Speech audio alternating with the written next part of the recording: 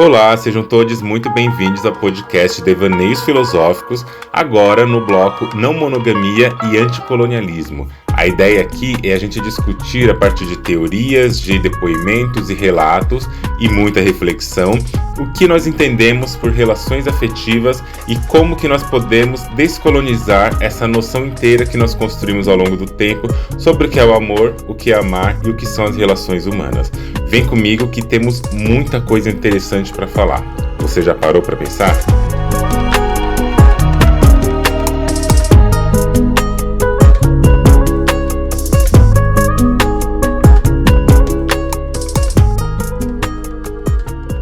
Fala, minha gente, tudo bem com vocês?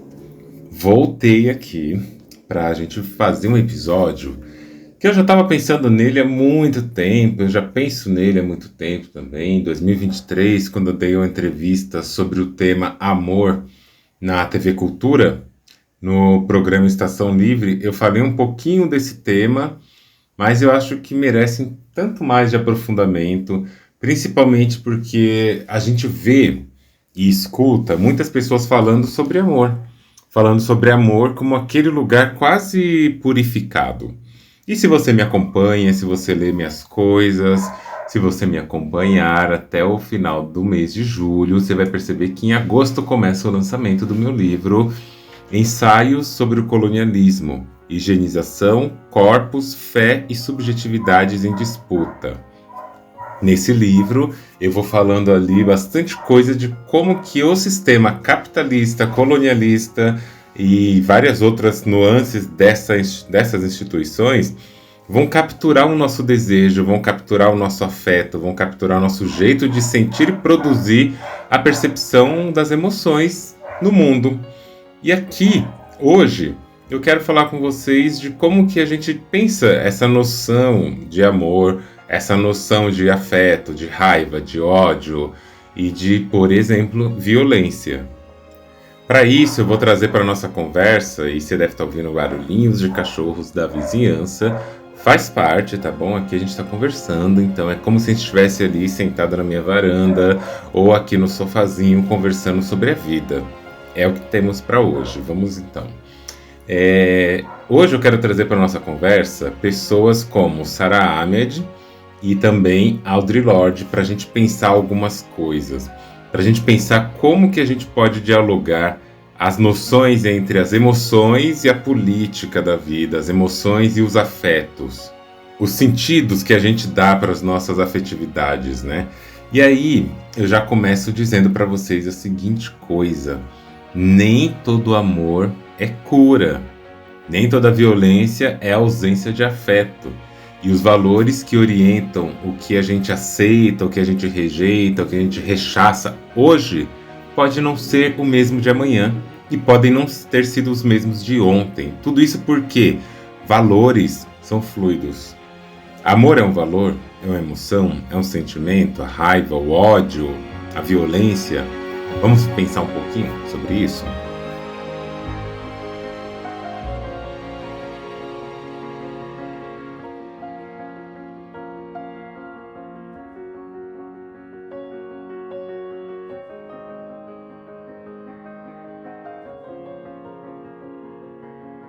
Para começar a nossa conversa, eu acho que seria muito importante a gente abrir mão de uma forma de pensar que o Ocidente institui e que, como nós nascemos no Ocidente, né, para quem nasceu no Ocidente, como nós nascemos aqui nessa conjuntura toda de produção do desejo, produção do afeto, produção da vida, produção de uma série de coisas, é muito comum que a gente acredite que, por causa de ter nascido nesse espaço, tudo passa a ser natural.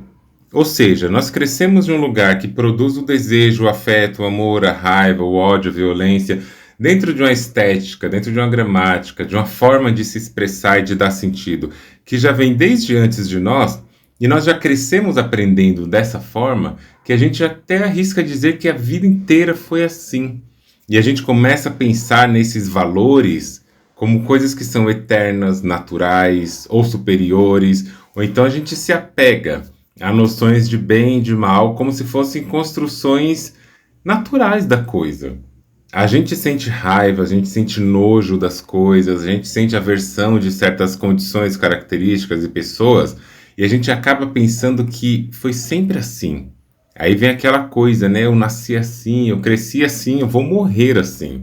Mas quem foi que disse que essas noções de afeto, desejo, seja lá o que for, realmente são assim? A gente precisa, e seria bem interessante se a gente conseguisse entender que, primeiro, os valores não são estáticos. Eles se deslocam no tempo, no espaço, no contexto de uma pessoa para outra, de um grupo para outro, de um dia para outro. A noção de bem, de mal, certo e errado, sujo, limpo, puro, impuro, normal, anormal, isso aí tem construção dentro do sistema colonialista, das instituições coloniais, culturais, e tudo isso são atravessados por moralismos. E aqui eu quero chamar a atenção para uma coisa que, se você é da clínica, se você é paciente, né, se você é a pessoa que é terapeuta ou a pessoa que não é terapeuta, isso vai servir para você, se você quiser, da seguinte maneira: nós conseguimos, você consegue, analisar os fenômenos, as instituições, os seus desejos e sentimentos, sem aplicar imediatamente um filtro moral. Eu sei que não é simples, eu sei que eu faço isso também, a gente faz isso o tempo todo, mas a gente consegue, vendo as coisas acontecerem, aplicar um filtro que não seja moral para interpretar as coisas?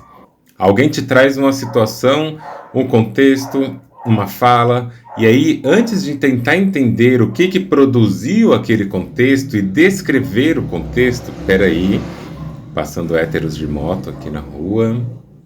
Tchau.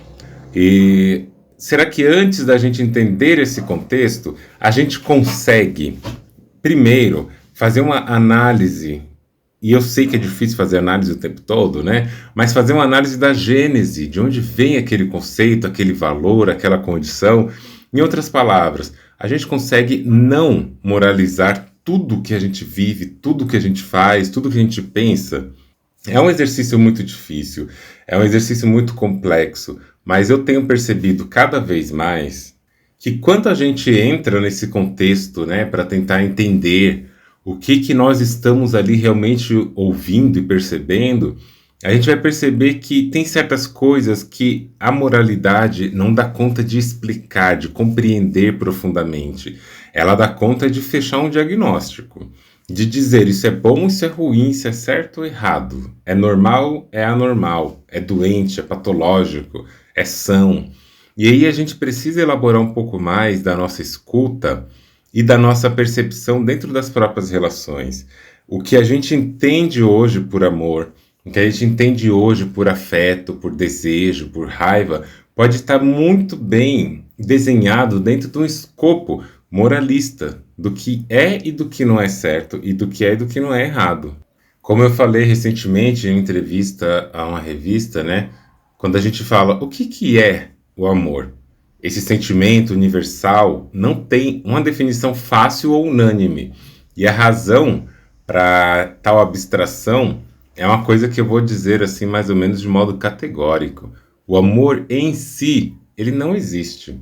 O amor, ele é uma convenção, um conjunto de afetos e desejos que se reúnem numa lógica de dominação, de nomeação, um certo léxico, entende? E talvez o amor seja uma coisa que está para além dessa noção que a gente tem que é algo romântico. E talvez ele não seja nada romântico, ele seja algo burocrático.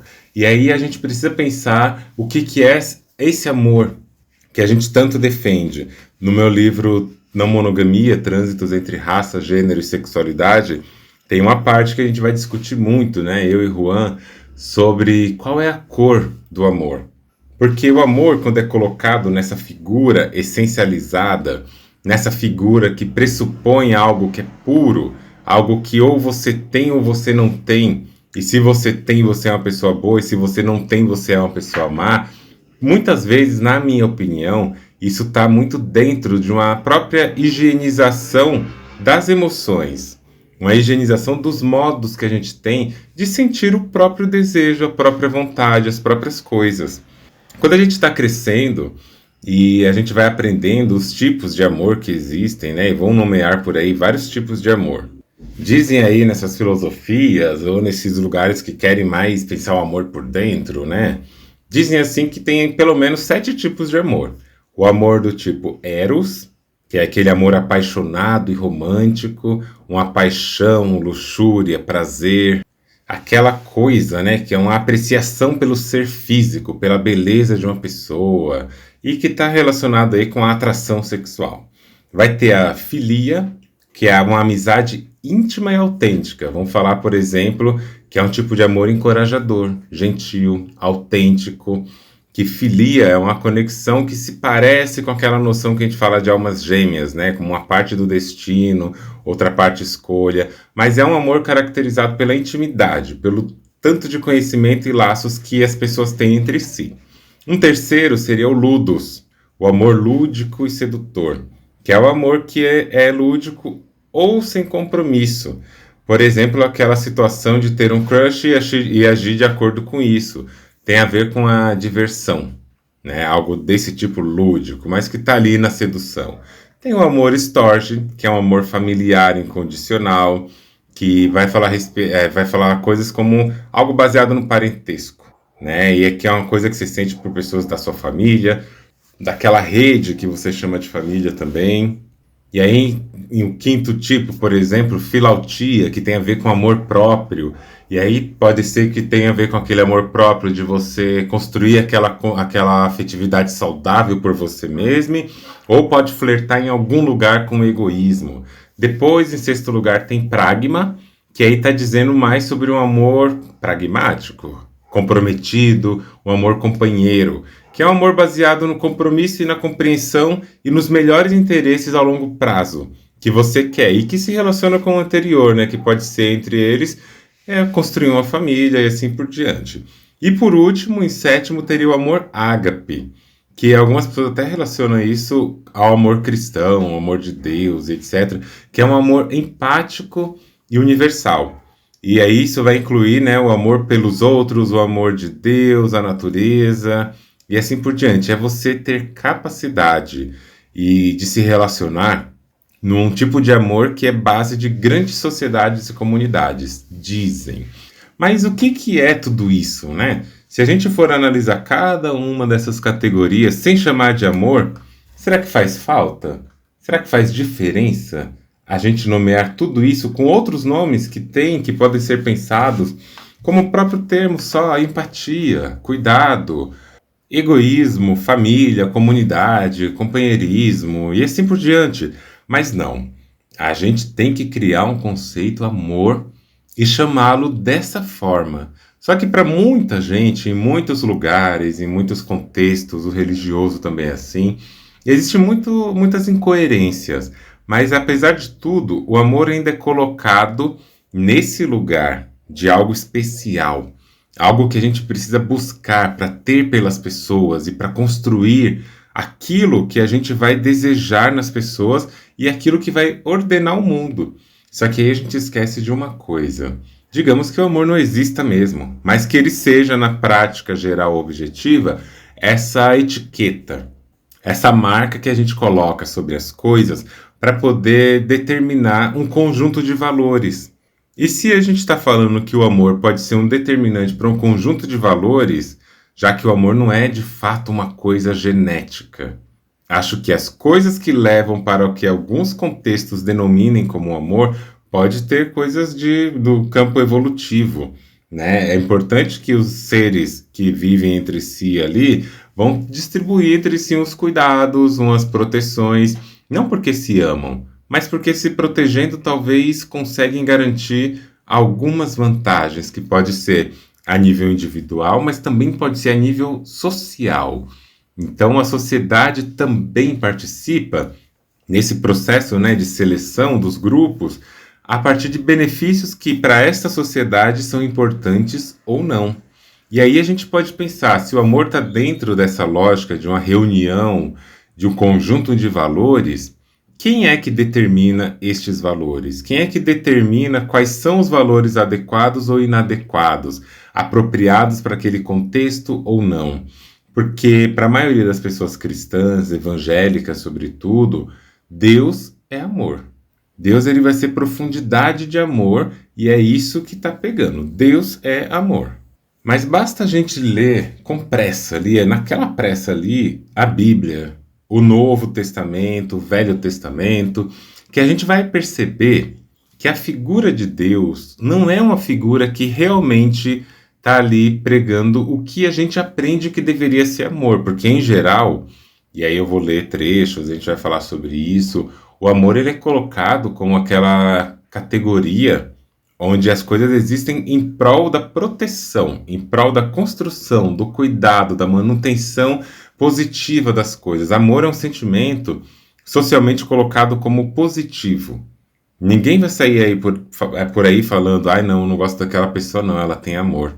É muito raro, né? As pessoas vão falar assim, ai não gosto daquela pessoa não, ela tem muito rancor, muito ódio, muita raiva, violência. Mas quando também a gente encontra uma pessoa que fala, nossa, aquela pessoa é muito amorosa, gosto dela. A gente associa o amor como uma categoria afetiva, emocional, positiva. Só que na Bíblia, onde o Deus é desenhado, essa Bíblia não transmite imagens de amor, não transmitem imagens que vão ser positivas e transmitem outras emoções. Por exemplo, o amor ele está disputado ali na Bíblia num lugar muito curioso, onde ele é amor a depender de quem veicula isso. Tem uma passagem que eu sempre menciono, eu acho muito engraçada, que tem Eliseu, né, que é um profeta ali de Deus, e Eliseu é um homem calvo.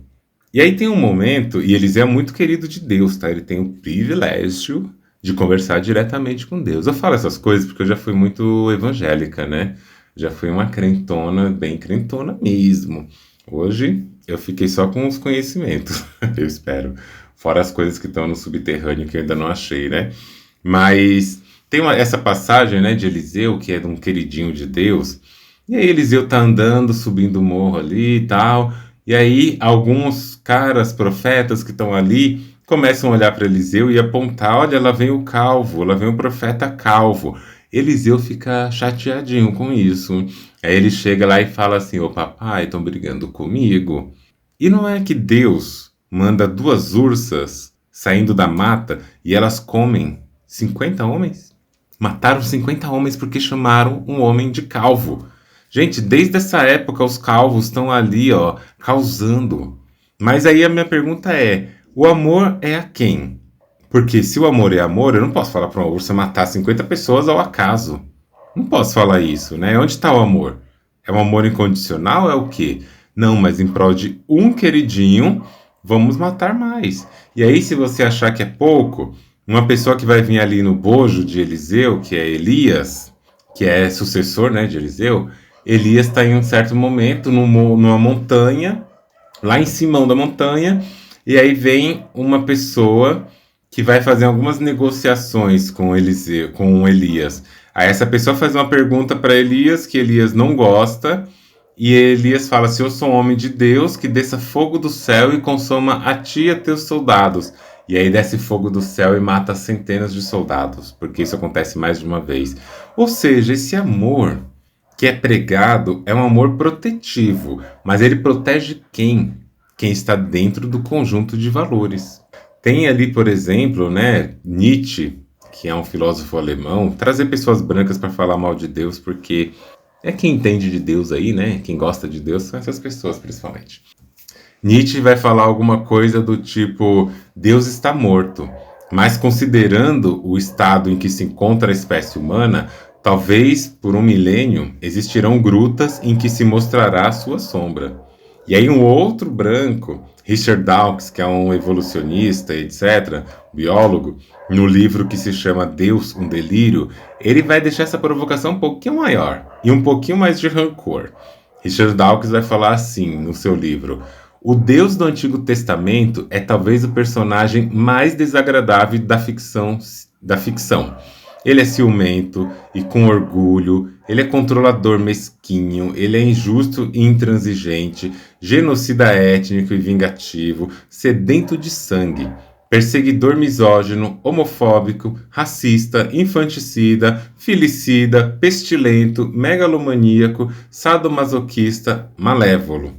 E pelo jeito, né, Dawkins não se preocupa em expor com tanta sutileza os seus pensamentos sobre o assunto, e para ele, um universo com Deus seria bem diferente de um universo sem Deus. E aí a gente vai pensando, como que dentro dessa lógica, como que dentro dessa produção de quem é amor, do que traz o amor, do que criou o amor, a gente vai também produzindo nossos sentimentos, né? E aí eu digo de novo, sem muita preocupação, esses afetos e esses sentimentos, eles não existem do nada. Não existe uma instância no nosso desejo, um lugar fixo na nossa identidade, na nossa produção emocional, que vai dizer definitivamente o que é amor e o que não é. O que existe, por outro lado, são instâncias políticas das emoções, são instâncias afetivas do desejo que vão aí sim construir uma maneira da gente dar significados. Isso para mim é o mais importante. Não é sobre o que aquilo significa para a gente agora, mas é como que aquilo foi significado ao longo do tempo para chegarmos no hoje e amarmos como amamos. Entender o que é isso que a gente está chamando de amor, o que é isso que a gente chama de raiva, de vergonha, de culpa, violência e tudo mais. É entender, a princípio, o que a sociedade constrói como algo verdadeiro. Não existe um lugar no cérebro que é o lugar do amor ou não. Eu vou mostrar alguns dados daqui a pouco para a gente pensar um pouco disso e pensar, tá bom, então o que é essa coisa toda? E aí eu trago uma parte, uma leitura importante, que acho que a gente pode pensar a partir dali, como que a gente vai construindo uma noção mais abrangente, uma noção mais ampla do que a gente pode entender pelas emoções, né? Porque a gente pode entender pelas maneiras como a gente produz as consequências, ou então como a gente produz as próprias narrativas das coisas na cabeça. Patricia Hill Collins vai trabalhar com a ideia de imagens de controle. A gente constrói várias imagens de controle que, a grosso modo, e fazendo uma adaptação, seriam imagens que reúnem uma série de categorias ali que nos informam e que controlam certas percepções sobre coisas, sejam sobre raiva, ódio,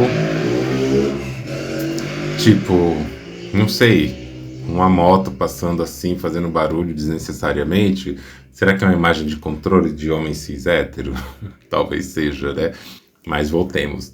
Então a gente vai construindo imagens e que não é que você construiu involuntariamente. O social modula a construção dessas imagens ao ponto de acelerar o processo. Nós somos criaturas que vão produzir imagens. Essas imagens postas, elas já antecipam toda uma elaboração e elas vão te dizer amor, ódio, certo, errado, se aproxime, se afaste, deseje, odeie, nesse lugar mesmo. E eu acho que a gente pode dar um salto aqui para pensar com Sara Ahmed, o que ela está nos dizendo.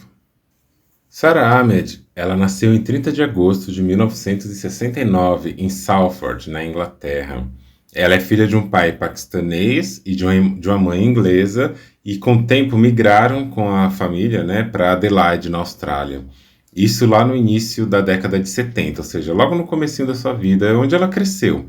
Ela é graduada em inglês, em filosofia, em histórias, e ela estudou, deu aula em vários lugares, construiu a sua carreira. Ela foi professora de estudos culturais e raciais na Goldsmith, né, que é a Universidade de Londres, e também ela dirigiu um centro de pesquisa feminista.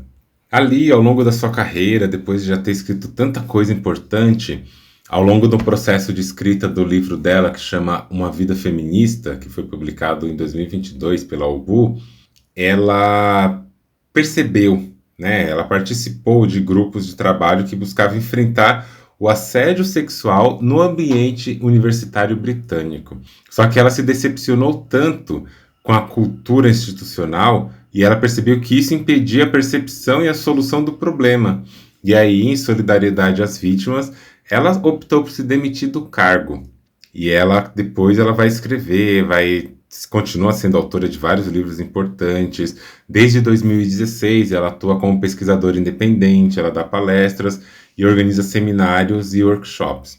E tem um livro de Sarah Ahmed que chama The Cultural Politics of Emotion, né, que é a política cultural da emoção.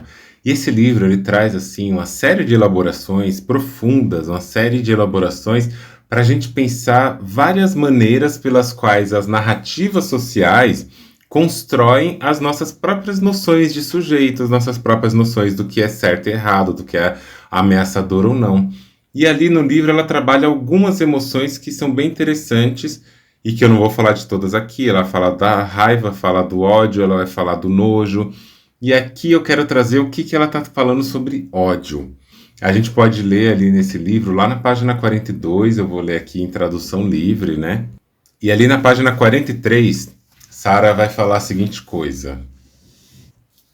E se preparem, porque eu vou ler bastante coisa aqui que ela está dizendo sobre as narrativas que produzem noções de sujeito, da emoção e como que isso atua politicamente. Então eu vou ler pelo menos o que eu recortei ali em 4 páginas que eu separei para vocês, tá? Senta aí, puxa a cadeirinha, que a conversa vai ser longa na narrativa do que traz Sarah Ahmed. Sarah Ahmed diz o seguinte: tais narrativas funcionam gerando um sujeito que é ameaçado por outros imaginários, cuja proximidade ameaça não apenas tirar algo deles, como emprego, segurança e riqueza, mas também tomar o lugar do sujeito.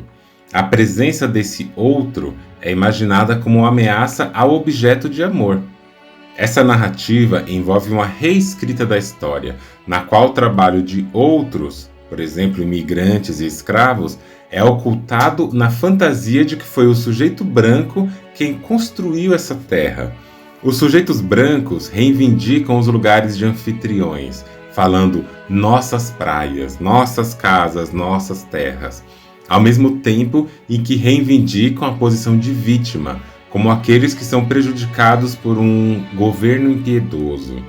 A narrativa, portanto, sugere que é o amor pela nação que faz os arianos brancos sentirem ódios por outros que, ao roubar a nação, estão roubando a sua história, bem como o seu futuro. Podemos notar que essa leitura emocional dos outros, como odiosos, alinha o sujeito imaginado com os direitos e a nação imaginada com o seu fundamento. Esse alinhamento é afetado pela representação dos direitos do sujeito e dos fundamentos da nação como ameaçados, como fracassados. É a leitura emocional do ódio que funciona para unir os sujeitos imaginados e a nação branca. O homem branco médio sente medo e aversão. A dona da casa branca sente repulsa e raiva. O trabalhador branco xinga, o fazendeiro cristão branco sente raiva. A paixão desses apegos negativos aos outros é redefinida simultaneamente como um apego positivo aos sujeitos imaginados, reunidos pela capitalização do significante branco. É o amor pelo branco, ou por aqueles que são reconhecíveis como brancos, que supostamente explica essa resposta visceral comunitária, compartilhada de ódio. Porque amamos, odiamos, e esse ódio é o que nos une. Essa narrativa, eu diria, ela está longe de ser extraordinária. De fato, ela revela a produção do ordinário. O ordinário é aqui fantástico. O sujeito branco comum é uma fantasia que surge através da mobilização do ódio como um apego apaixonado intimamente ligado ao amor.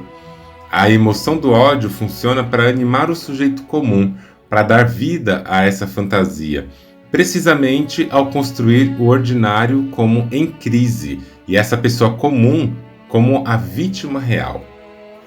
O ordinário se torna aquilo que já está sob a ameaça dos outros imaginados, cuja proximidade se torna um crime contra a pessoa, bem como contra o lugar.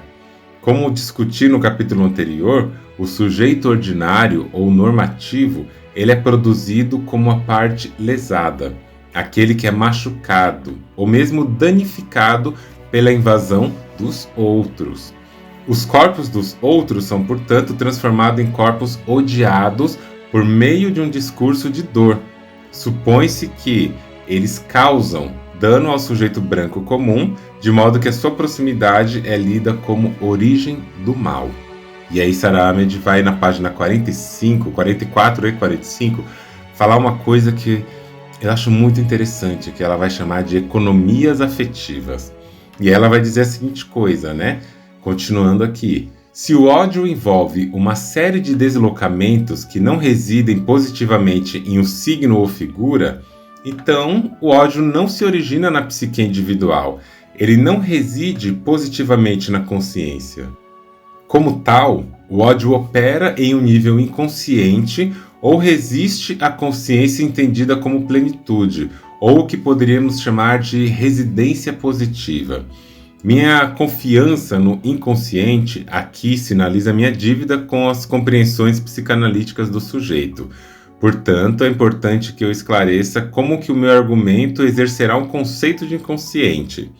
Em seu artigo sobre o inconsciente, Freud introduz a noção de emoções inconscientes, por meio das quais o impulso afetivo é percebido, mas mal interpretado, e que se vincula a outras ideias.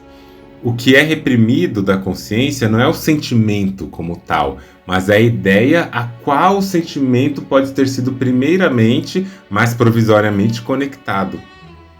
A psicanálise nos permite mostrar como emoções como o ódio envolvem um processo de movimento ou associação, por meio do qual os sentimentos nos levam a diferentes níveis de significação, nem todos admitidos no presente. É isso que chamam de efeito ondulante das emoções. Eles se movem, as emoções se movem para os lados, por meio de associações pegajosas entre signos, figuras e objetos, bem como para frente e para trás. A repressão sempre deixa seu rastro no presente, portanto, o que gruda está ligado à presença ausente da historicidade.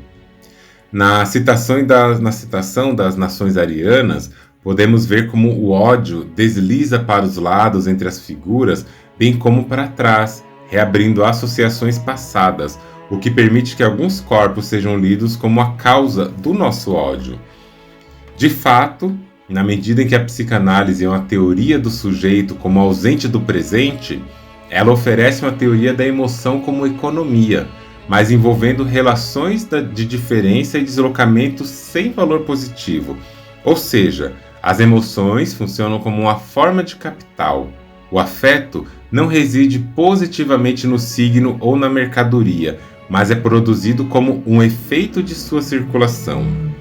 Estou utilizando o econômico para sugerir que objetos de emoções circulam ou são distribuídos por um campo social e psíquico, tomando emprestado da crítica marxista da lógica do capital.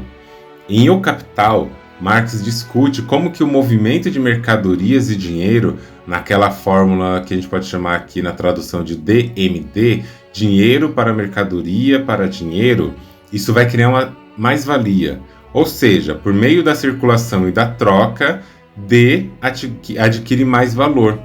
Ou, como Marx coloca, o valor originalmente adiantado, portanto, não apenas permanece intacto enquanto em circulação, mas aumenta sua magnitude, adiciona a si mesmo uma mais-valia ou é valorizado.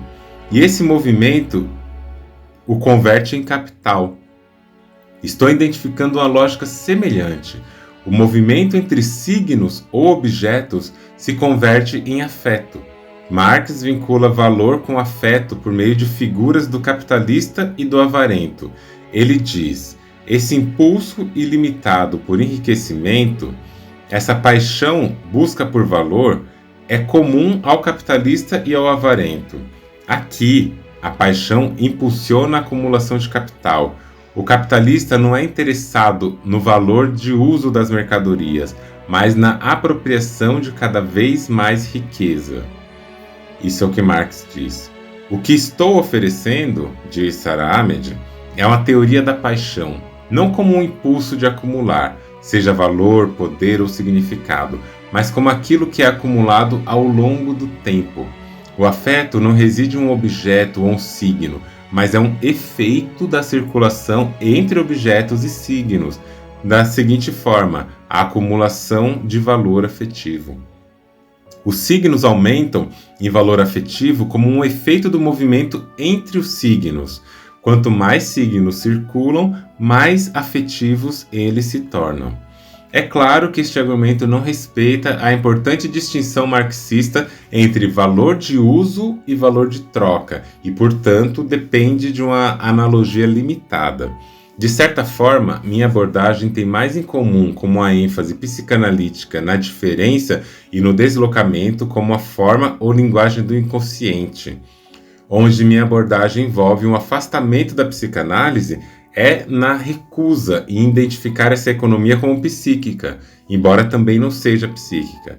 Isto é, em retomar essas relações de diferença e deslocamento ao significante do sujeito. E para a gente encaminhar para o fim da citação de Sara Ahmed, lá na página 49 e 50, ela vai dizer que, como investimento, o ódio envolve a negociação de uma relação íntima entre um sujeito e um outro imaginado, como um outro que não pode ser relegado ao exterior. De fato, o modelo psicanalítico usado para explicar o ódio é a projeção. Aqui, o eu projeta tudo o que é indesejável no outro, enquanto oculta quaisquer traços dessa projeção, de modo que o outro passa a aparecer como um ser com vida própria. Também temos o modelo kleiniano de identificação projetiva, descrito por Ian Cribb como uma forma mais profunda de projeção. Eu me comporto de maneira a levar a outra pessoa a experimentar essa qualidade em si mesma. No entanto, esse modelo de projeção ou identificação projetiva é limitado na medida em que repete a suposição comum de que o ódio se move de dentro para fora, empurrando o que é subdesejável de fora. Mesmo que isso comprometa a objetividade dessa distinção. Em outras palavras, pressupõe a existência de sentimentos negativos dentro do sujeito que então se tornam a origem do ódio pelos outros. Embora haja, é claro, uma certa verdade nessa insistência, sentimentos ruins são cruciais para os modos de forma do sujeito, sentimentos negativos dentro também podem ser efeitos. A própria distinção entre dentro e fora pode ser afetada pelo ódio. Em vez de presumir que o ódio envolve empurrar o que é indesejável dentro de si para os outros, poderíamos perguntar: por que o ódio parece vir de dentro e é direcionado a outros que têm uma existência independente? Considerar o ódio como uma forma de intimidade é mostrar como o ódio é ambivalente. É um investimento em um objeto de ódio, por meio do qual o objeto se torna parte da vida do sujeito. Mesmo que, ou talvez porque, sua ameaça seja percebida como vinda de fora. O ódio, então, não pode ser oposto ao amor. Em outras palavras, o sujeito se apega ao outro por meio do ódio, como um apego que o devolve a si mesmo de uma forma forte. Certamente, dentro das teorias psicológicas do preconceito, o ódio é visto como ligado ao amor. Ou, para ser mais precisa, o amor é entendido como pré-condição para o ódio. Gordon Allport, em seu relato clássico A Natureza do Preconceito, sugere que a simbiose e uma relação amorosa sempre precedem o ódio. De fato, não pode haver ódio até que haja frustração e decepção prolongadas. Allport baseia-se em As Origens do Amor e do Ódio, de Ian Suti, que argumenta que o ódio deve todo o seu significado a uma demanda por amor, e está ligado à ansiedade da descoberta do não-eu. Freud, é claro, considera a intimidade do amor e do ódio como afetações por objetos em todo o corpo da sua obra. E além do princípio do prazer, o amor pela mãe é expresso por meio de um jogo hostil com a mãe substituta. O jogo infantil, a criança manda um objeto embora e depois o puxa de volta. O jogo é parcialmente lido como uma tentativa de converter a passividade do amor diante da partida do seu amado em agressão hostil, como se dissesse: tudo bem, então vai embora. Se a demanda por amor é a demanda por presença e a frustração é a consequência do fracasso necessário dessa demanda, Então, ódio e amor estão intimamente ligados na intensidade da negociação entre presença e ausência.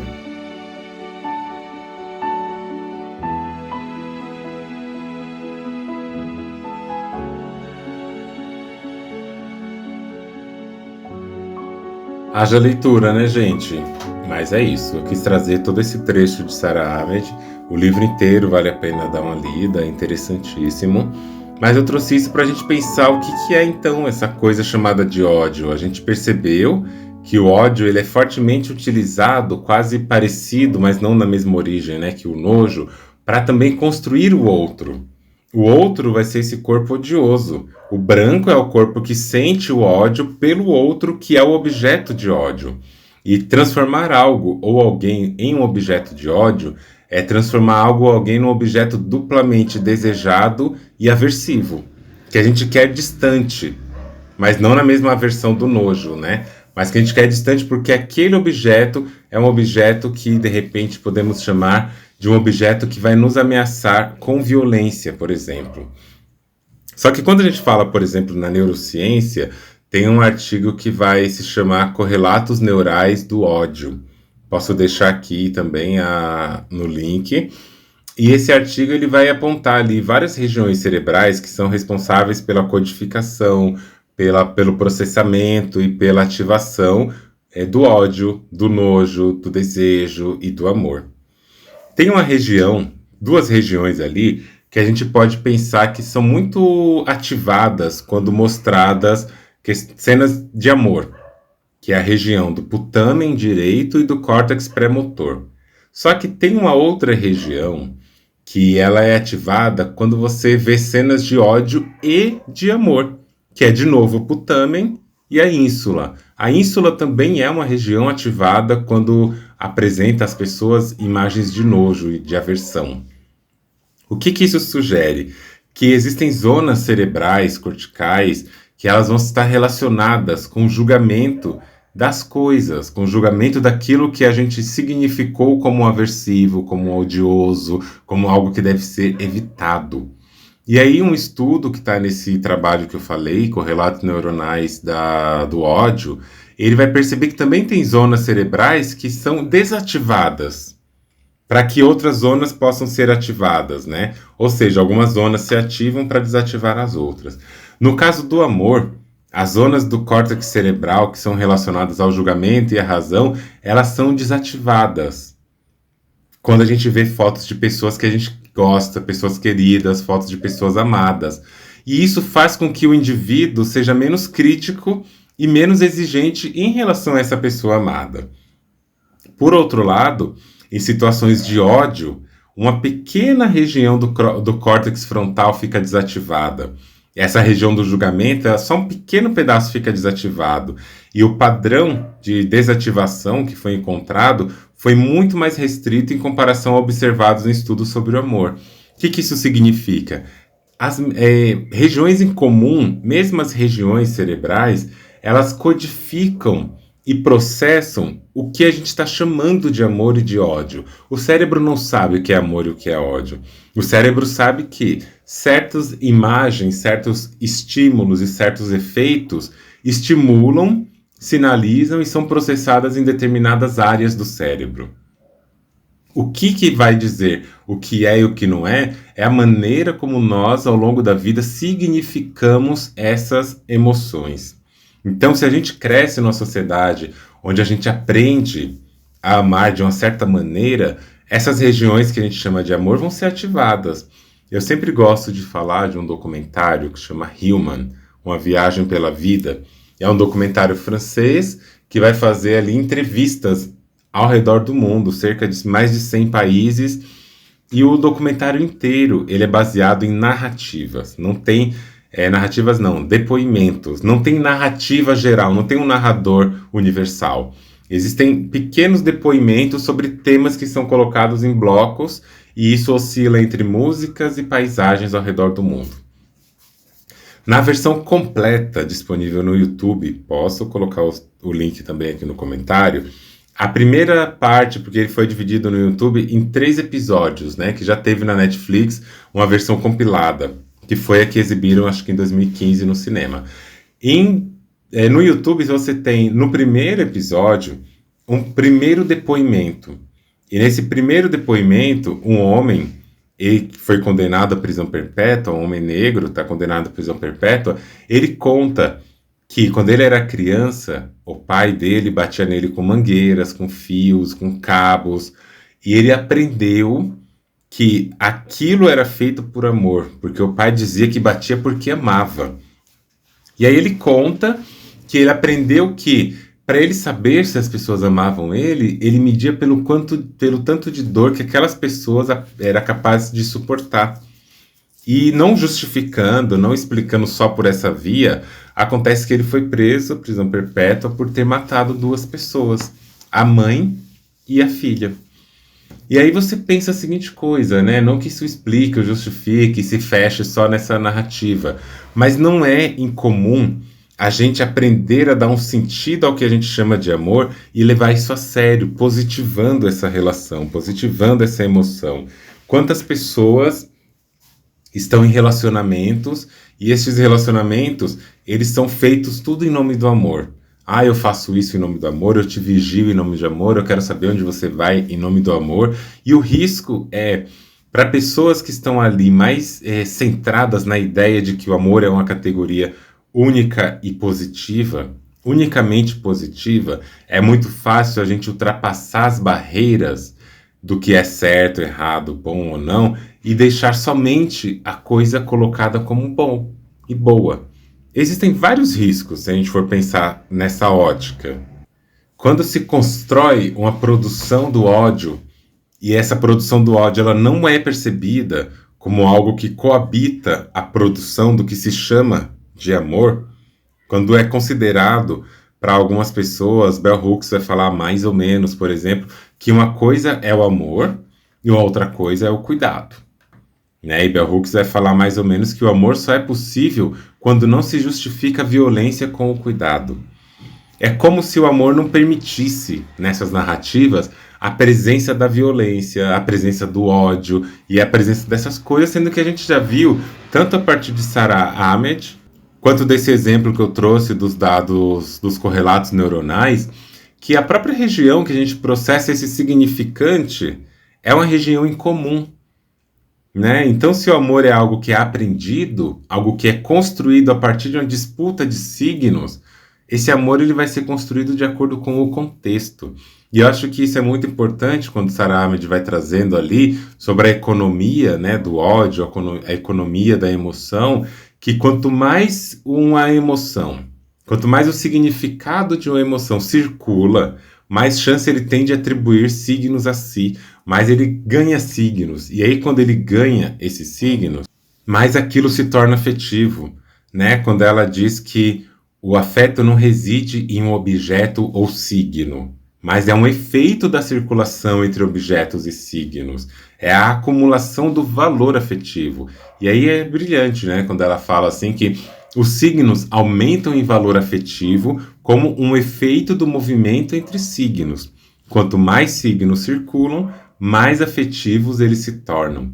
Então, a própria noção do que é esse amor, os signos que constroem essa noção de amor, é totalmente dependente do quanto ele vai aumentar em valor afetivo de acordo com quanto ele se movimenta. E o Ocidente, o capitalismo, ele tem uma coisa que é muito central na institucionalização dos afetos, que é fazer circular. E aí tem todo um lance, né, do apagamento. Ele vai fazer circular mais uma noção do que outra. Esse fazer circular os signos entre a sociedade, entre as pessoas, entre a história, entre a sociologia, entre tudo, é o que vai atribuir a esse lugar uma característica de um valor, que é um valor afetivo. E esse valor afetivo, por sua vez, vai produzir essa noção do que é o afeto. Então, quando eu falo o afeto não reside em um objeto ou signo, mas ele é efeito das circulações, quer dizer que o afeto está envolvido no processo de construção de significados. E a gente cresce numa sociedade que utiliza inclusive da construção de significado do que é amor e do que é ódio para manter relações. relações assimétricas, relações de poder, relações totalmente desiguais. Por quê? Uma pessoa, por amor, enviou o próprio filho para morrer, crucificado, torturado.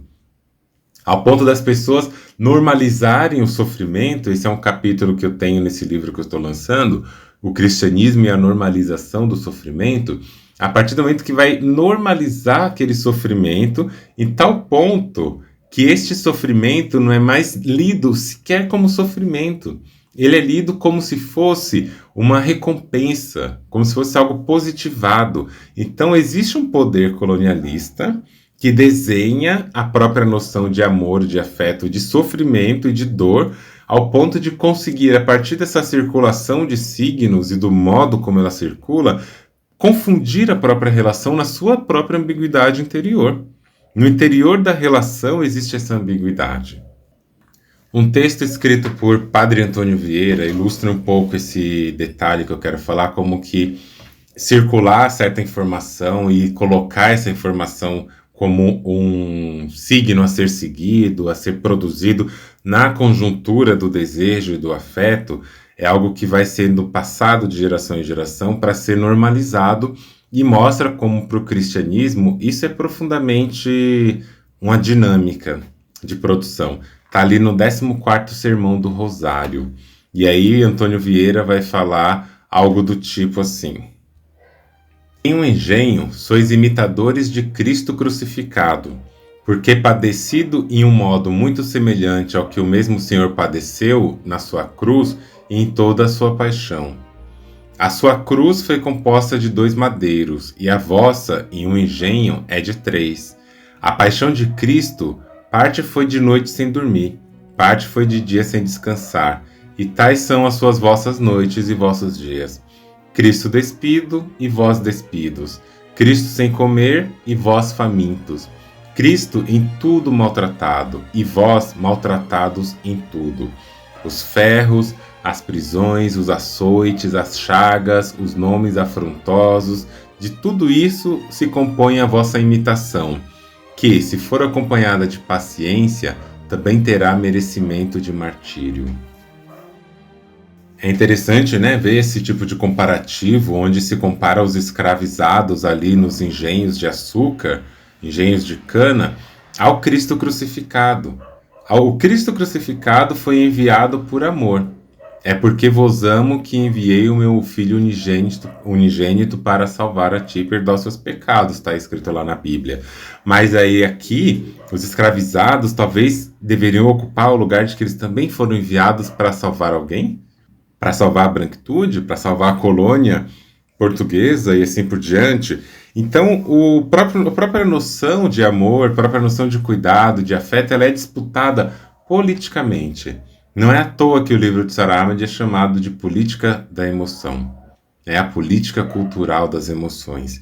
E aí também tem uma coisa que Berger vai falar naquele seu livro A Construção Social da Realidade, que foi publicado pela editora Vozes em 74, lá na página 98, que os significados institucionais devem ser impressos poderosa e inesquecivelmente na consciência do indivíduo.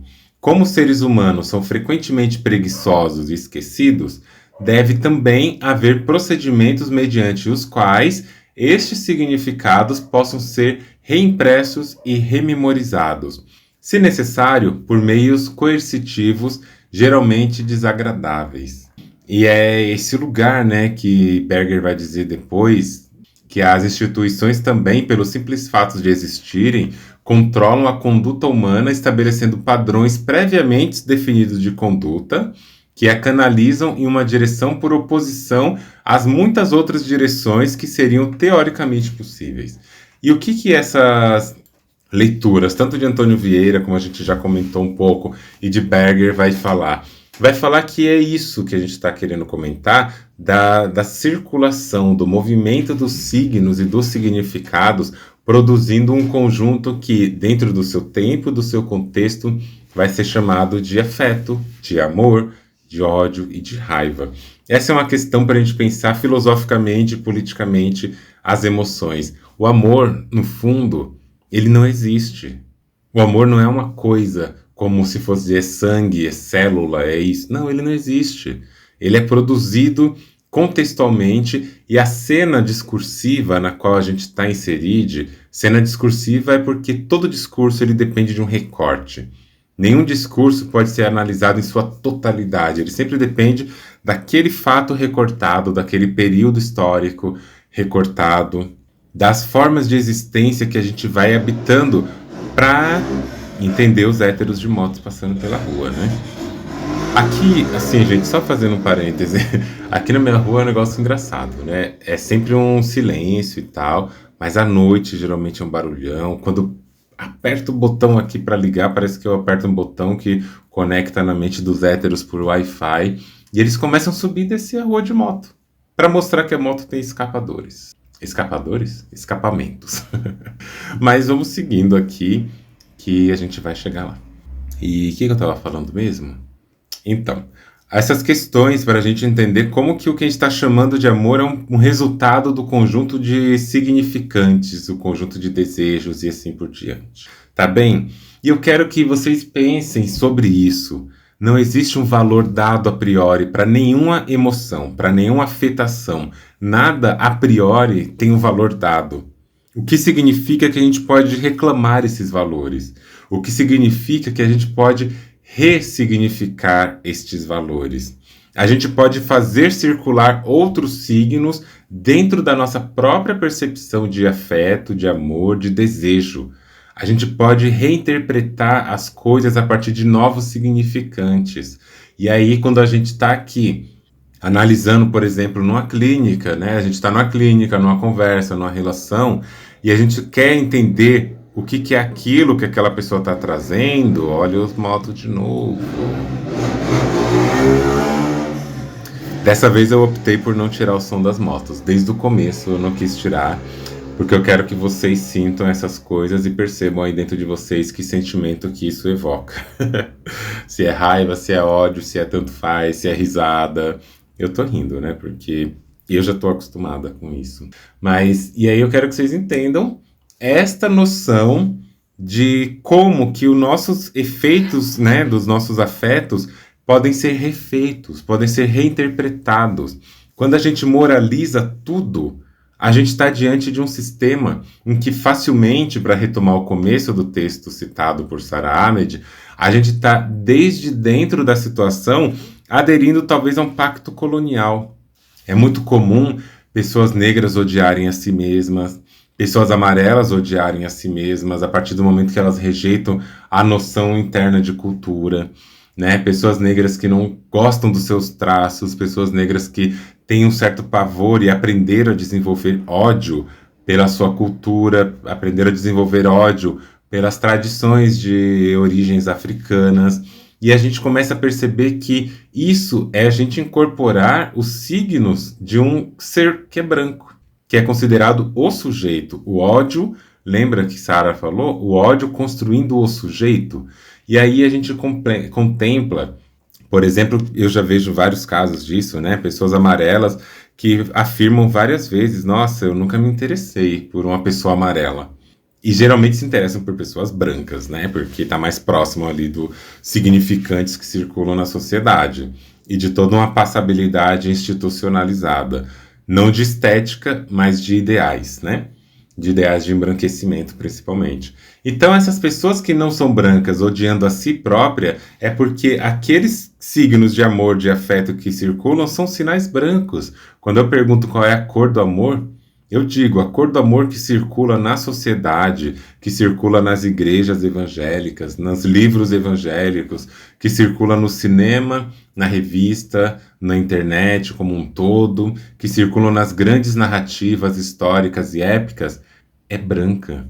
É sempre alguém defendendo a sua cidade dos invasores, dos bárbaros, e depois a gente vai perceber que tudo isso acontece tendo por objeto aquela pessoa não branca, não heteronormativa, não monogâmica. Às vezes, até mesmo dentro das narrativas, a mulher é tida como um objeto a ser odiado.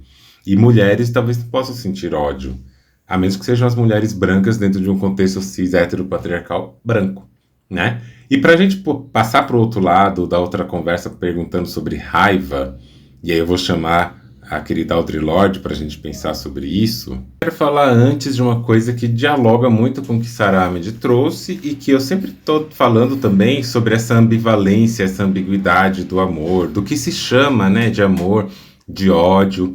Porque, em geral, por mais que estudos de psicologia também falem dessa base comum entre amor e ódio, a gente aprende que uma coisa é oposta à outra e que não tem como ter amor se tiver o ódio misturado. Mas também tem aquelas frases famosas, né? Ah, essa relação é uma relação de amor e ódio. Mas não se assume estar com alguém que você sabe que te odeia. Ninguém quer estar com alguém que sabe que odeia. Por isso que a gente evita até tocar no assunto. E aí tem aquela coisa que eu falo, né? É muito mais fácil a gente finalizar relacionamentos, quebrar relações, num lugar de um ódio explícito ou único.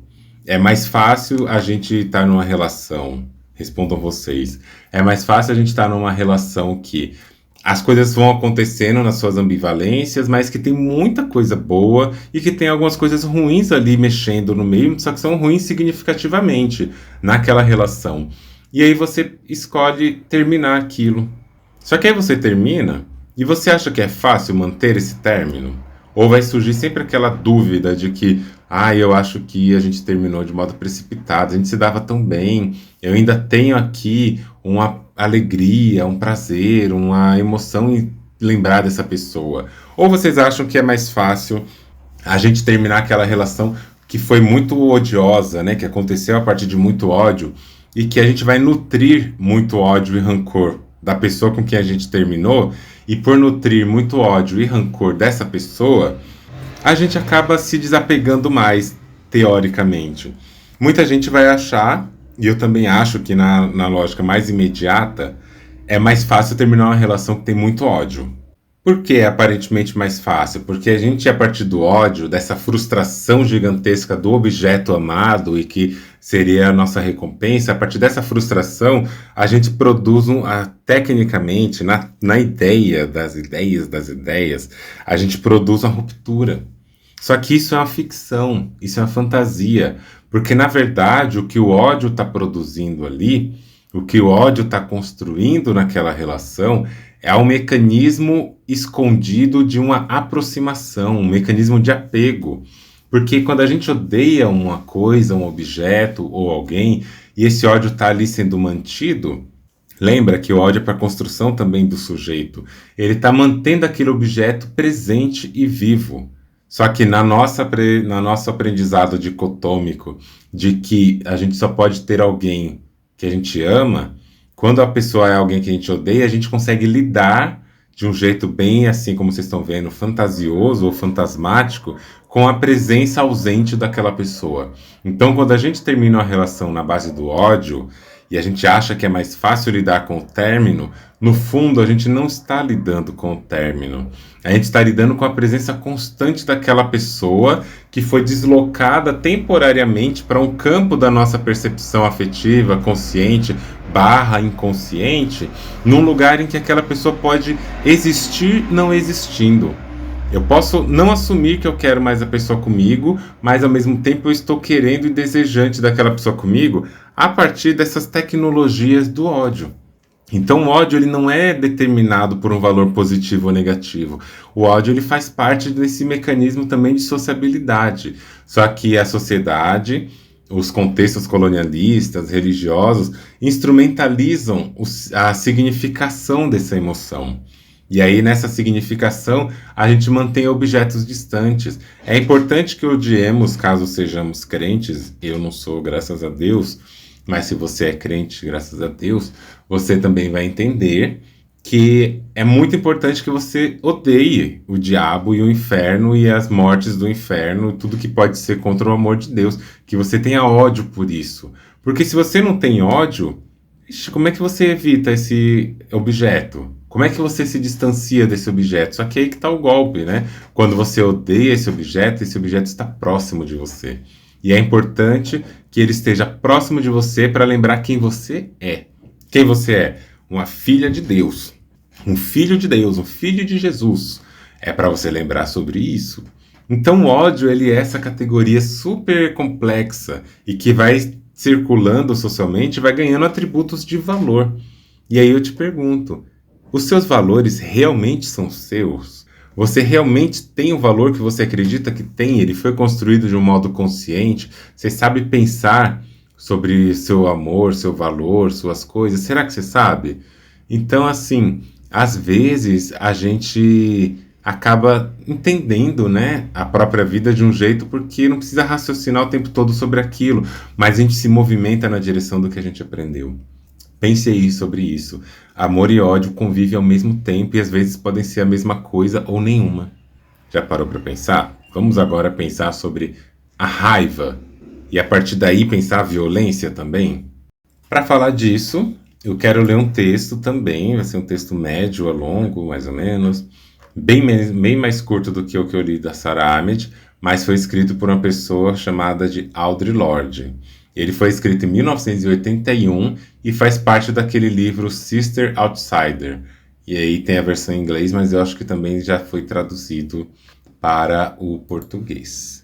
Audre Lorde, que também vocês podem conhecer como Audrey Geraldine Lorde, nasceu em Nova York numa família de imigrantes caribenhos, oriundos de Barbados e de Caracol, e se estabeleceram no Harlem. Não sei se vocês sabiam, mas Audre Lorde também tem outros pseudônimos, outros nomes, né, que algumas pessoas podem achar por aí, que seria Rei Domini e Gamba Adiza. Eu não sei se é isso mesmo, né? Mas é o que eu encontrei. Mas o pseudônimo mais conhecido é Audre Lorde, porque seria Audrey Geraldine Lorde, que nasceu em Nova York em 18 de fevereiro de 1934 e faleceu em 1992 na cidade que eu não sei pronunciar, por conta de um câncer de mama. E atualmente a obra de Audre Lorde é o que nos inspira a pensar muitas coisas, porque Audre foi uma escritora, foi filósofa, poeta, ativista, feminista interseccional e dos direitos civis norte-americanos. E ela aborda nas suas escritas uma coisa muito mais assim pungente, né, sobre direitos civis, racismo, feminismo, mulherismo e opressão. Só que o que eu acho muito interessante, entre outras coisas, que Audre Lorde fala, é o modo como Audre Lorde fala da raiva. O modo como ela desloca a percepção da raiva para um outro lugar também, que tem muita semelhança com o que a gente ouviu falar sobre o ódio. E aí é por isso que eu quero ler esse texto, né? Os usos da raiva, mulheres respondendo ao racismo. E aí, Audre Lorde vai começar. Audre Lorde vai começar, vou chamar assim, a Geraldine, vai começar falando a seguinte coisa. Racismo. A crença na superioridade inerente de uma raça sobre todas as outras e, deste modo, o direito de dominância, manifestado ou subentendido. Mulheres respondendo ao racismo. Minha resposta ao racismo é raiva. Eu vivi com raiva, a ignorando, me alimentando dela, aprendendo a usá-la antes de ela destruir minhas visões, durante a maior parte da minha vida. Uma vez respondi em silêncio, com medo do peso. Meu medo da raiva me ensinou nada. Seu medo da raiva irá te ensinar nada também. Mulheres respondendo ao racismo significa mulheres respondendo à raiva. A raiva da exclusão do privilégio inquestionável, de distorções raciais, do silêncio, maltrato, estereótipo, defensividade, errar nomes, traição e cooptação. Minha raiva é uma resposta a atitudes racistas e a ações e presunções que surgem dessas atitudes. Se a forma como você lida com mulheres reflete essas atitudes, então minha raiva e seus medos que a acompanham são facas que podem ser usadas para o crescimento do mesmo modo que eu usei ao aprender a expressar raiva para o meu crescimento. Mas para a cirurgia corretiva, não culpa. Culpa e defensividade são tijolos num muro contra o qual todos nós debatemos. Eles não servem aos nossos futuros. Porque não quero que esta se torne uma discussão teórica. Darei alguns exemplos de intercâmbios entre mulheres que ilustram esses pontos. Por questões de tempo, vou encurtá-los. quero que vocês saibam que houve muitos outros. Por exemplo, eu falo a partir de uma raiva direta e particular numa conferência acadêmica e uma mulher branca diz: diga-me como você se sente, mas não diga muito durante ou não posso te ouvir. Mas é minha conduta que a impede de ouvir ou a ameaça de uma mensagem que sua vida pode mudar. O programa de estudo sobre mulheres de uma Universidade do Sul dos Estados Unidos convida uma mulher negra a ler em seguida a um fórum de uma semana sobre mulheres negras e brancas. O que esta semana deu a vocês? Pergunto. A mulher branca mais franca diz: acho que recebi muito. Eu sinto que mulheres negras realmente me entendem bem melhor agora. Elas têm uma ideia melhor de onde partem minhas ideias. Como se entendê-la fosse o centro do problema racista, né? Depois de 15 anos de um movimento de mulheres que professa tratar as preocupações de vida e possíveis futuros para todas as mulheres, ainda ouço dentro e fora do campus: como podemos tratar as questões do racismo? Nenhuma mulher negra compareceu.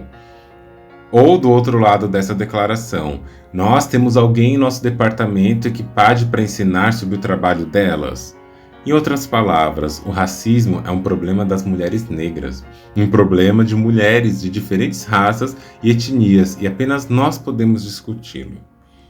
Depois de eu ler minha obra intitulada Poemas para Mulheres em Fúria, uma mulher branca me pergunta: você vai fazer algo com a forma como podemos lidar diretamente com nossa raiva? Eu sinto que é tão importante. Aí eu pergunto: como você usa a sua raiva? Então tenho de desviar de seu olhar vazio antes que ela possa me convidar a participar de sua própria aniquilação. Eu não existo para sentir a raiva dela por ela.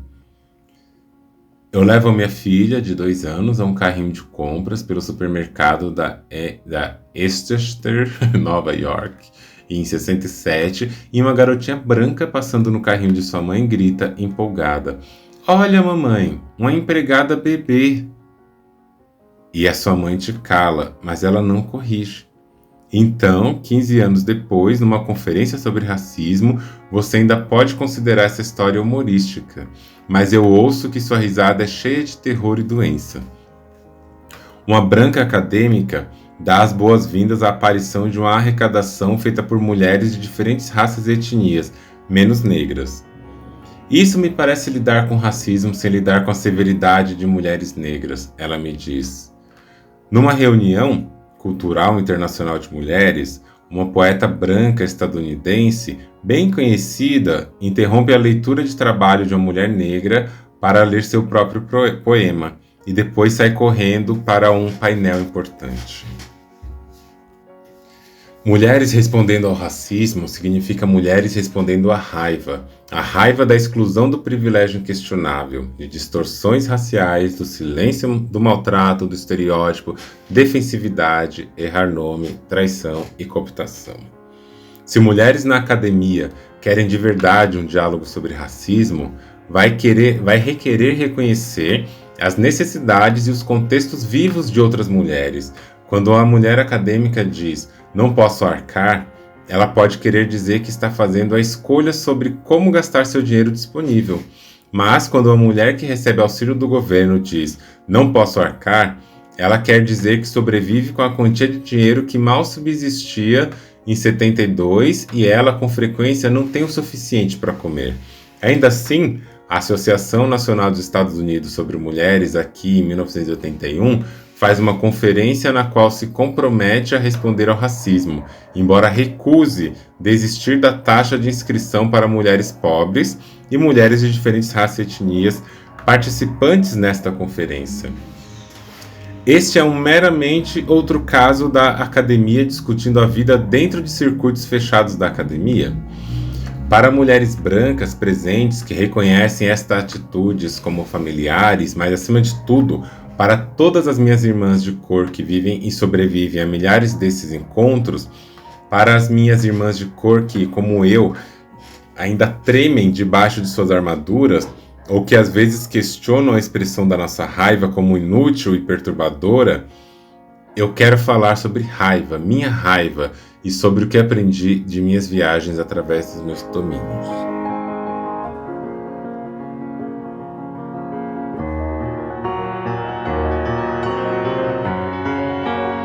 E Audre Lorde vai continuar, né? Vai falando várias outras coisas no seu texto, vai trazendo muitas questões sobre o uso da raiva. E é importante a gente pensar o que o uso da raiva está dizendo. Porque a raiva, ela também, assim como as emoções de modo geral, elas são disputadas socialmente. Eu gosto muito de uma frase que Audre Lorde vai falar, que ela diz: eu não posso esconder minha raiva para poupar vocês da culpa. Então, o que eu vejo o Audre Lorde sugerindo aqui é, na verdade, uma forma da gente entender, uma forma da gente elaborar o sentimento da raiva como algo que também vai colocar uma leitura, né? Na minha opinião, o Audre Lorde propõe a raiva como uma inteligência emocional politizada. A raiva não destrói, ela revela o que foi ferido, ela organiza o desejo de transformação.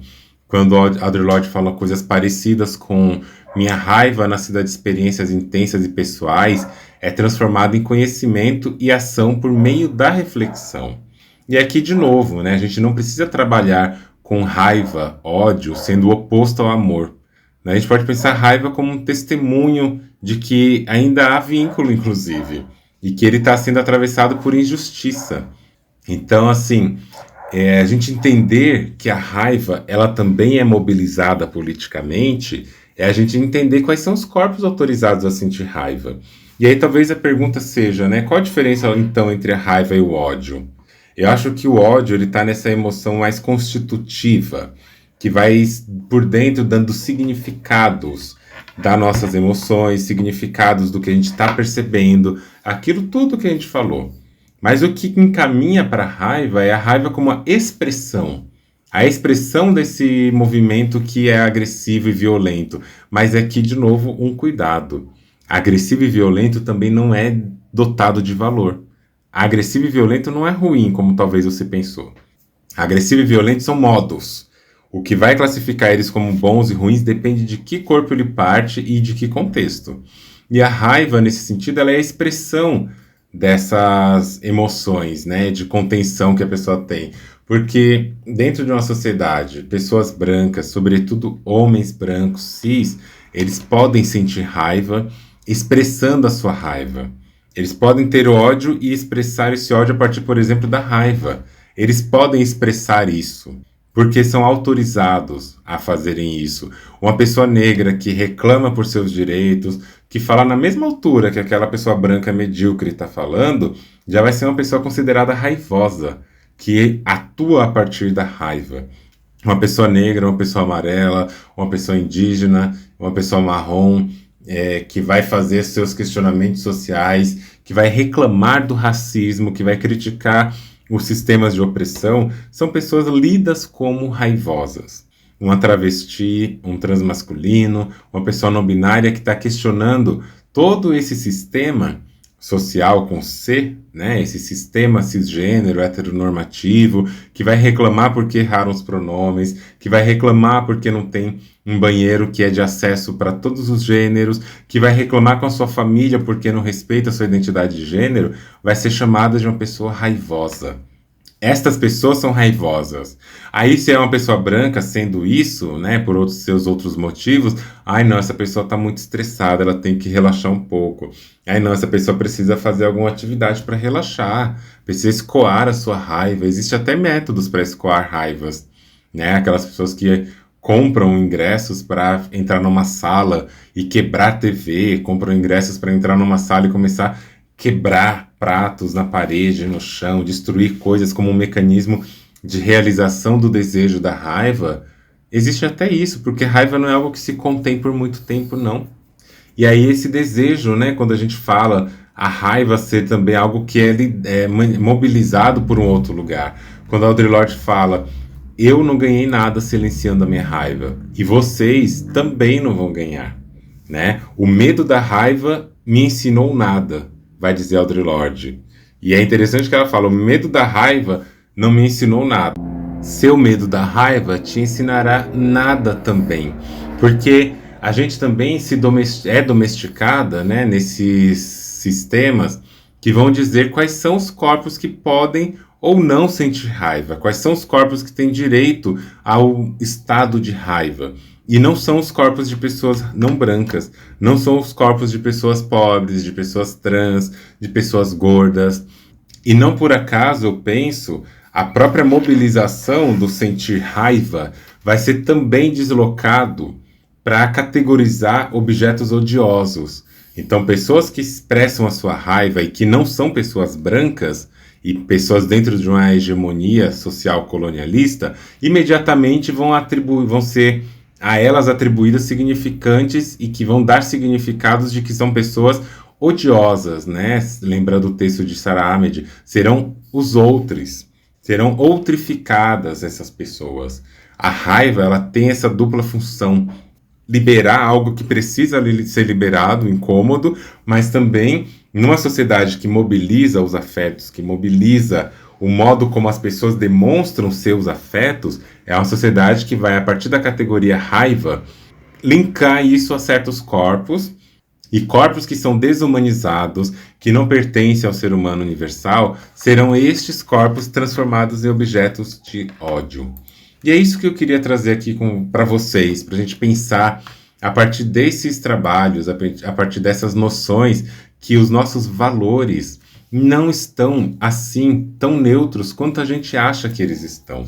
Nossos valores não são assim também tão polares quanto a gente acha que eles são. Essa noção, e talvez eu dei toda essa volta para falar e repetir certas coisas, que seja essa noção de que onde tem amor não pode ter raiva, não pode ter ódio e principalmente não pode ter violência, eu acho que é uma grande fantasia. É uma fantasia colonialista para confundir as relações. Eu afirmo, onde tem afeto, onde tem amor, seja lá o que você queira chamar de amor, pode sim ter violência e geralmente tem. Acho até que essa coisa, porque Bell Hooks vai diferenciar o amor e cuidado, né?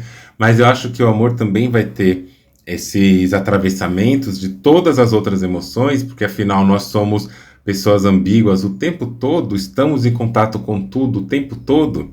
Não existe um compartimento fragmentado ali que você aciona de momento em momento para ser alguma coisa. Você é tudo. Algumas coisas vão ser evocadas pelo contexto.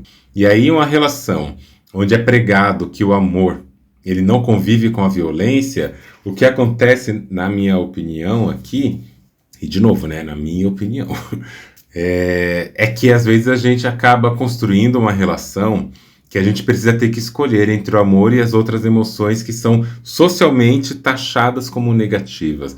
E isso é um perigo. Porque uma relação onde a pessoa oferece muito amor pra gente, no significante social, ou então oferece muito afeto positivo, ou seja, aquele afeto que te acolhe, que te abraça, que te compreende, que te lê e te entende. Uma relação onde oferece isso, ela vai precisar ser mantida sobre essa égide, mantida sobre essa ideação. Porque se ela for mantida numa outra lógica, ela vai ser considerada uma relação que não é muito boa e você vai ter que começar a pensar sobre isso. E a gente se compra, a gente se vende, a gente se mobiliza para construir significados em certas relações que vão nos agradar mais ou nos agradar menos.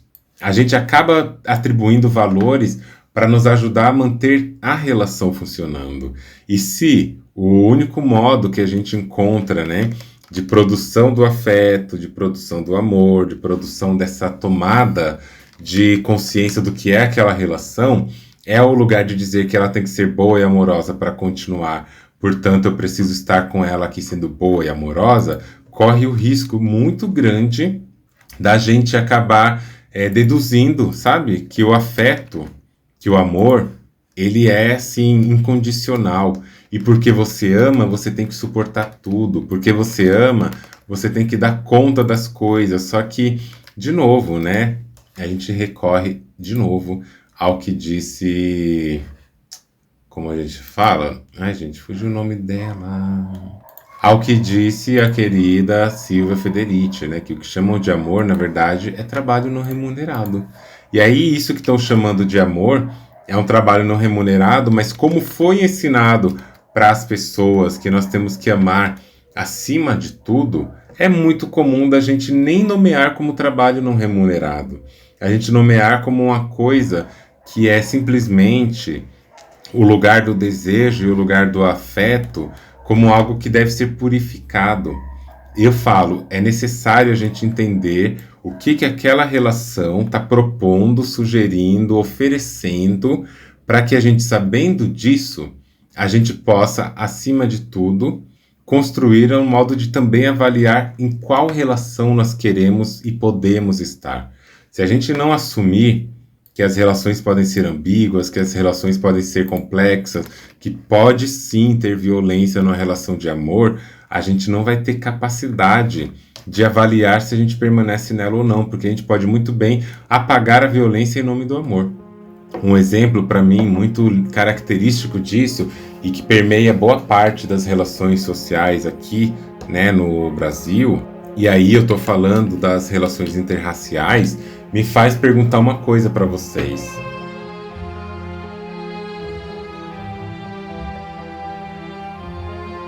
O racismo é uma violência? Respondam aí com vocês. O racismo é uma violência? Toda pessoa branca é racista? Pergunta 2. Pergunta 3. Pessoas brancas são capazes de amar pessoas não brancas? O que vocês me dizem? Porque se vocês me respondem que racismo é uma violência, ó, barulho de cachorrinho por aí. Se vocês me respondem racismo é uma violência, se vocês me respondem, provavelmente vocês que estudaram o tema e pensaram sobre sociedade, vão dizer que sim, toda pessoa branca é racista, e é mesmo. Vocês estão dizendo que o racismo é uma violência e toda pessoa branca é racista, logo, por silogismo, toda pessoa branca vai estar ali produzindo a violência do racismo, então de alguma forma é uma pessoa violenta. E se você disser que uma pessoa branca é capaz de amar uma pessoa negra, você está dizendo que uma pessoa que tem em si uma violência, ela é capaz de amar. E essa relação interracial que vai ter a presença do racismo, que é a presença desta violência, também vai ter amor.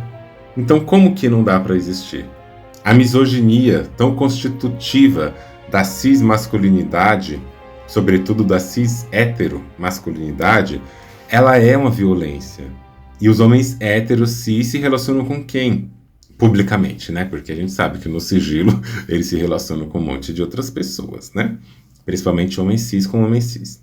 Mas estes homens que são violências e que se relacionam com outras mulheres, será que eles amam outras mulheres? E se eles amam, eles deixam de lado a violência da misoginia constitutiva das suas identidades cis-hétero-masculinas, principalmente brancas? Então, a violência, a gente também tem que entender como essa outra categoria que, se a gente olhar longe das lentes do moralismo, ela é um discurso, ela é uma presença dentro das significações das coisas na sociedade. Então, ser uma pessoa violenta não é ser uma pessoa que sai por aí batendo em todo mundo.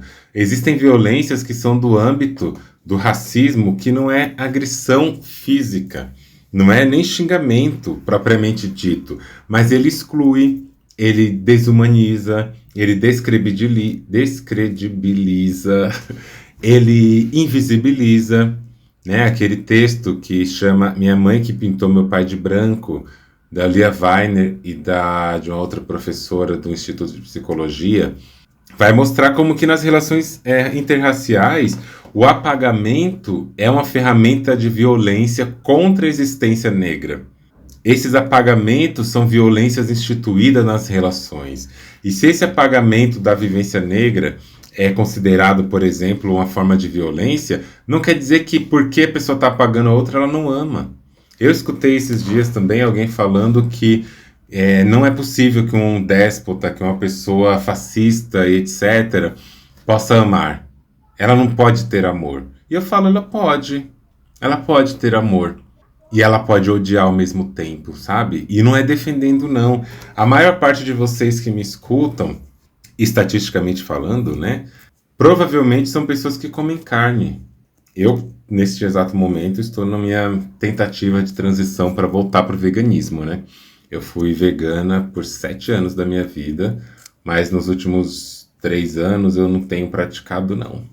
Mas eu tenho consciência disso, né? E tô tentando aí nesse caminho, ver onde eu me encontro.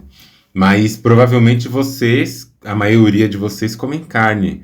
Só que também talvez a maioria de vocês ame pets. Talvez vocês até tenham pets na casa de vocês. Vocês conseguem amar um tipo de animal e odiar o outro. Ah, não, mas eu não odeio. Mas você sabe como funciona o mercado. Você sabe como funciona a indústria para chegar até você. Não sabe? Ou você não faz a menor ideia? Ou você acha que os animais que estão ali no açougue, que naquela carne pendurada, nos hambúrgueres, chegaram ali, tipo, por geração espontânea? Não, a gente sabe. E a gente, nesse lugar, não quer dizer que você tenha cometido a violência contra aquele animal diretamente. Mas a gente que faz o consumo, a gente participa indiretamente dessa violência, logo estamos também sendo pessoas violentas. A violência como uma operação social é essa violência que se constrói em cadeias também. Não é violência apenas o que está acontecendo em Gaza, no Sudão, em outros países da África, no Congo, né? Mas o que acontece lá na Palestina e o que está acontecendo em África são violências. Isso é um fato, isso é uma violência de fato, mas não são os únicos tipos de violência. A gente comete violências numa relação onde tem muito amor. E às vezes a gente comete violência na tentativa de produzir o que nós aprendemos como amor. Uma família que aprendeu que amor é você respeitar a sua filha e o seu filho, que é você criar uma menina e um menino para Jesus, isso é amor à palavra de Deus, e por amar a palavra de Deus e o ensinamento de Deus que a Bíblia te ensinou e a igreja, você quer reproduzir isso na criação dos seus filhos e filhas, você acaba expulsando da sua casa. Se for uma pessoa LGBT, você acaba expulsando da sua casa se for uma pessoa, né, que está se apaixonando por o mesmo gênero, ou uma pessoa que está desenvolvendo em si esse seu olhar sobre o próprio corpo e não está se identificando na cisgeneridade, que é uma pessoa trans.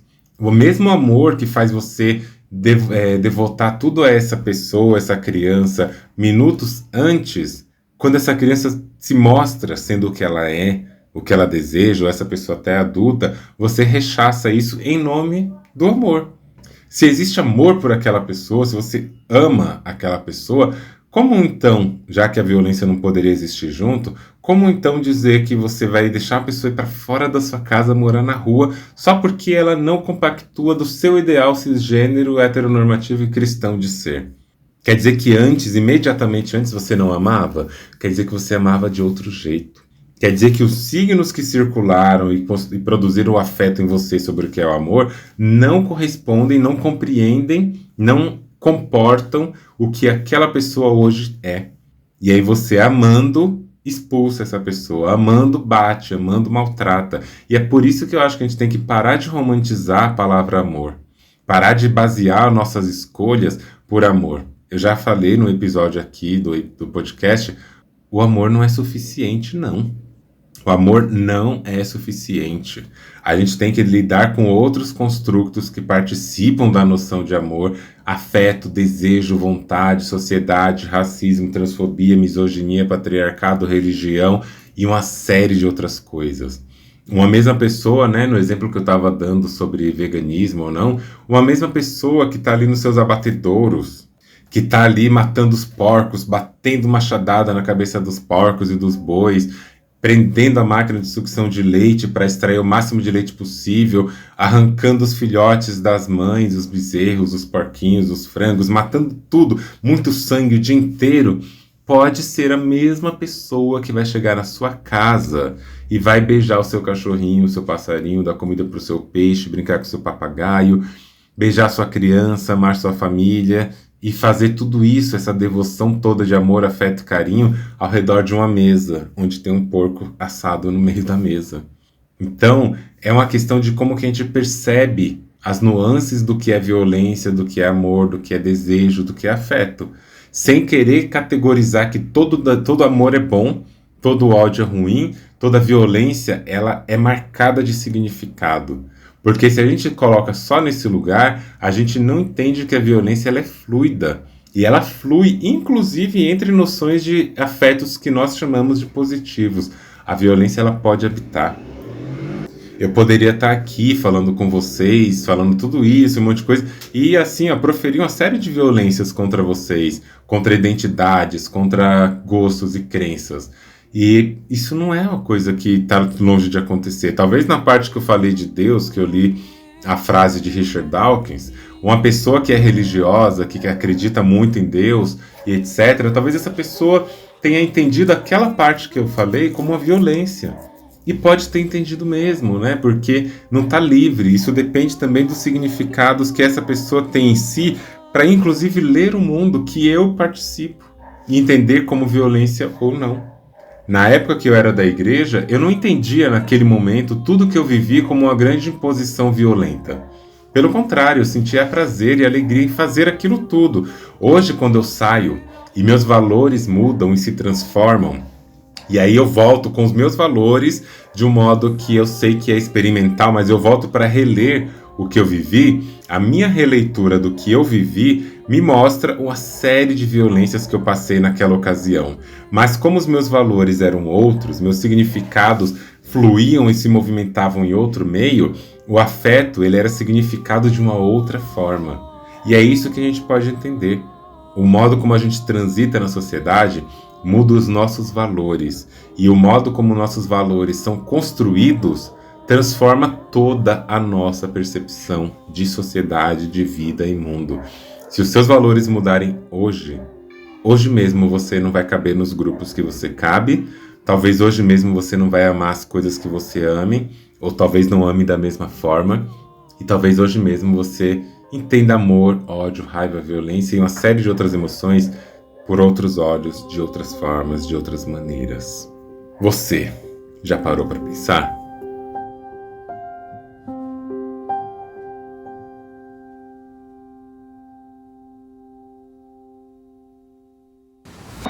Então é isso, minha gente. Ficamos por aqui. Vejo vocês no próximo episódio. Não esqueçam de compartilhar esse episódio e todos aqueles que vocês acharam bonitinho. Compartilhem nos seus stories do Instagram, marca o meu perfil, andreone.medrado. Já aproveita também, né, para seguir o meu perfil. E se você quiser deixar o seu depoimento, se você quiser deixar um relato ou uma pergunta, você pode acessar o formulário que está no link aqui embaixo e você pode escrever a sua pergunta ali e eu vou deixar um espaço no formulário para você poder anexar também um áudio. Espero muito pela sua opinião, pelo seu depoimento e vamos juntos construir uma nova maneira de pensar na monogamia junto com todas as pessoas que estão aqui e ao redor de nós falando sobre descolonização das relações afetivas. Vejo vocês em breve, até um próximo episódio.